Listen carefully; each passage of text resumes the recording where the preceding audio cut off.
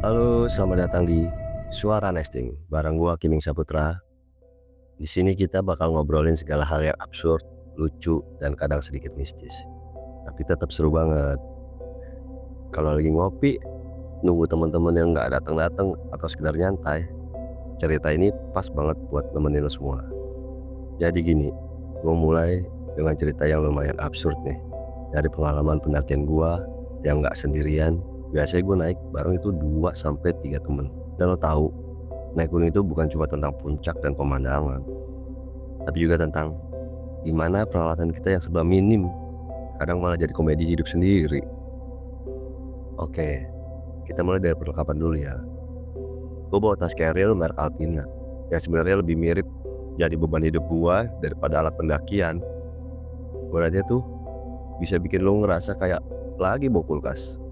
Padahal mah isinya cuma barang-barang dasar kayak senter, makanan, ya alat masak, terus tenda pramuka.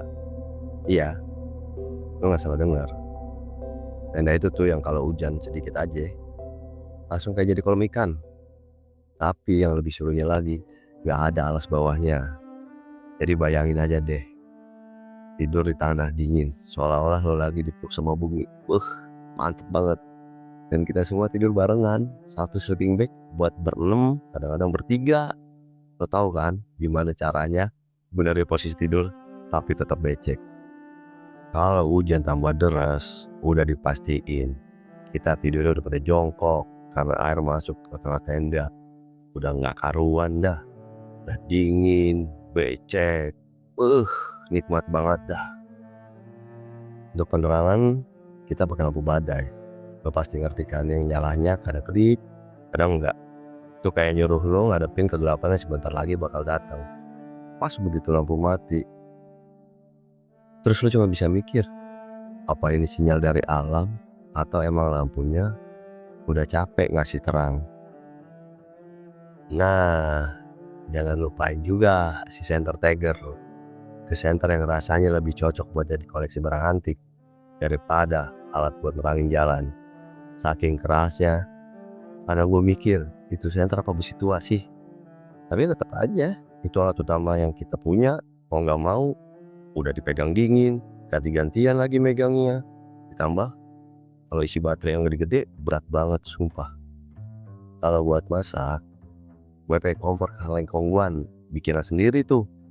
Lo ngerti gak sih? Itu kompor yang isinya minyak tanah ditambah baterai bekas center tagger. Jadi setiap kali gua nyalain, rasanya kayak nunggu bom meledak, lama amat nyalanya. Tapi adanya itu kompor justru bikin makanan kita terasa lebih enak. Atau mungkin karena kita udah pada capek dan lapar juga kali ya. Nggak cuma itu, yang bikin seru juga pas waktu kita masak pakai nesting teknik. Dan nesting itu yang kayak wadah masak yang nggak pernah berhenti jadi bahan lelucon. Mie instan, enak banget. Padahal cuma minyak tanah sama angin gunung yang bikin rasanya beda. Tapi di gunung, lo tahu kan, segala hal jadi lebih terasa mantap. Dan yang paling absurd, pas bangun pagi, gue nggak tahu kenapa temen-temen gue pada hilang. Sumpah pada hilang. Ada yang tidur di luar tenda, ada yang badannya setengah keluar, dan rasanya kayak mungkin mereka kena hipnotis gunung atau entah apa ya. Kita tidur bareng loh. Tapi pas pagi-pagi pada bubar semua. Bubar begitu aja. Pernah gak sih lo ngerasa ada yang ngawasin? Gue sih sering banget mikir begitu. Apalagi waktu tidur di gunung. Rasanya kayak ada yang ngintip. Tapi pas lo buka mata, gak ada siapa-siapa.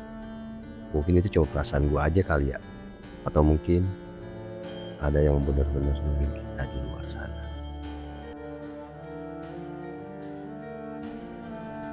Oke, jadi gitu deh cerita seru, absurd, dan sedikit mistis dari pendakian gua. Semoga lo bisa ngerasain juga gimana rasanya walaupun gak bener-bener di gunung. Ya kadang hal sederhana kayak bawa perlengkapan seadanya justru bikin pengalaman pendakian jadi lebih berkesan. Dan kalau lo ngerasa ada yang ikutin lo waktu di gunung, jangan panik. Mungkin itu cuma perasaan lo aja. Atau bisa jadi ada yang benar ngikutin lu, siapa yang tahu. Tapi ya gitu, kadang pengalaman absurd yang kayak gitu yang bikin kita ketawa pas udah turun gunung kan. Nah, buat lo yang lagi dengerin ini, jangan lupa untuk tetap siapin perlengkapan yang lebih oke kalau lo mau naik gunung. Atau ya, mungkin lo bisa nyalain lampu badai itu lagi dan ngadepin segala hal yang tak terduga. Gue Kiming Saputra, terima kasih udah dengerin suara dari Nesting. Jangan lupa stay tune, karena masih banyak cerita mistis, lucu dan absurd yang bakal kita bahas. Sampai ketemu di episode selanjutnya, dan ingat, jangan pernah pergi sendirian di gunung. Atau kalaupun iya, pastiin lo bawa peralatan yang lebih oke dari tenda pramuka tanpa alas. Sampai jumpa.